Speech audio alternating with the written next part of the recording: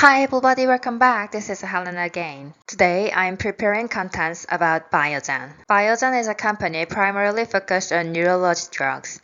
While it also commercializes biosimilars, this is not a major area of interest in the United States, accounting for less than 1% of its total US sales. On the other hand, its neurology drugs cover a wide range of conditions, from central to peripheral nervous system disorders, including both common and rare disease.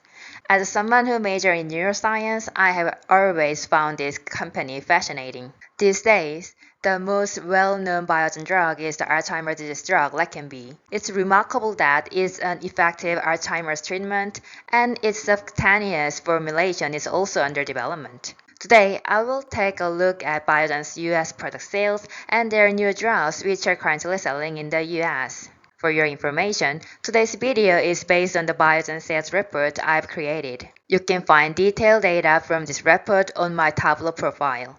I have reports on all the company I've covered in my previous video so far, so I encourage you to visit. Let's go back to Biogen sales. Surprisingly, Biogen's product revenue plummeted by 36% in 2021 and has continued to decline since then. Somewhat might expect an upward trend with the recent buzz around the launch of Leqembi. However, Leqembi sales are not recorded as part of Biogen's product revenue. This is because Biogen has an agreement with Eisai, the developer of Leqembi, to share the profit. When Leqembi is sold or generates revenue, it is recorded on Eisai's book. Later, after deducting specific costs, a portion of the profit is shared with Biogen. Therefore, Biogen records its Leqembi-related earnings as other revenue rather than product net revenue. To offer Leqembi sales, I will look at Eisai's financial reports. And here is a product revenue graph adding Leqembi sales in the US. Leqembi was launched in the US in 2023, recording $11 million in sales in its launch year and $60 million in the first quarter of this year. Compared to the previous quarter, its sales doubled in the US and tripled globally. Despite this growth, the revenue remains too modest to significantly impact Biogen's overall sales. Now, excluding Leqembi sales again, let's examine Biogen's quarterly revenue trends. From the second quarter of 2020 to first quarter of 2021, there was a significant drop in revenue, with a slightly recovery starting in the first quarter of 2023. Let's explore what caused these trends. To understand the sharp decline, I categorize the revenue by disease. It's evident that multiple sclerosis MS drug dominated as the top revenue generator. Although I've mentioned an Alzheimer's treatment in previous slides, Biogen's core products are MS drugs, accounting for about 80% of its total US sales. Therefore, a decrease in MS drug sales had a substantial impact on the overall revenue. The second largest revenue generator is spinal muscular atrophy SMA sector, with only one product, Spinraza. In 2021, its sales decreased by $200 million, contributing to about 10% of the overall decline alongside the MS drugs. Let's take a closer look at its product. The biggest contributor to the revenue plunge was Tecfidera, whose sales dropped by 75% in 2021 compared to 2020. The reason for this decline is launch of generics. In August 2020, Mylan, a popular generic company, launched a generic version of Tecfidera, causing the original drug sales to plummet.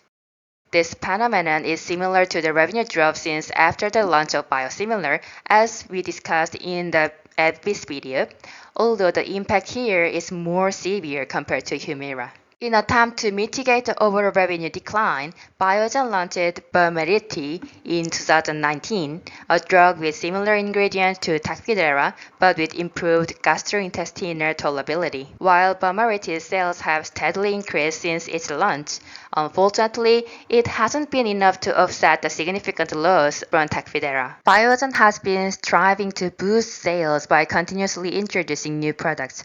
Among the growing products, Skyclarys has gained significant popularity shortly after its launch, contributing to sales growth in 2023 and 2024.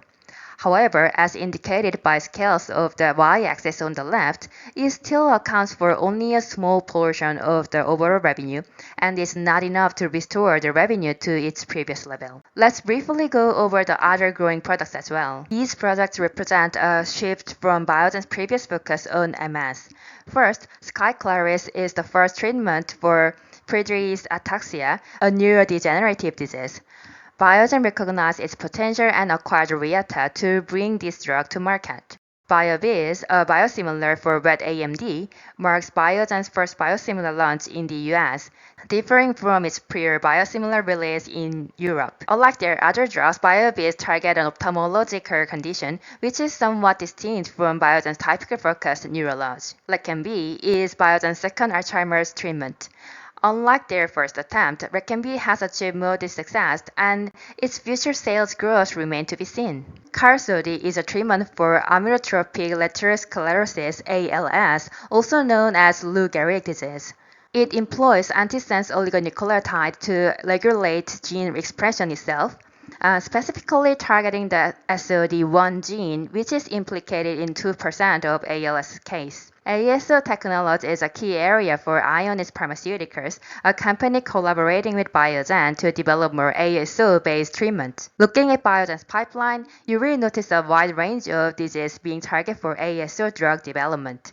Additionally, they are working on new drugs for their primary focus, MS, multiple sclerosis. And they are also developing an anti-tau drug for Alzheimer's disease, which particularly interests me. Of course, not all development efforts succeed.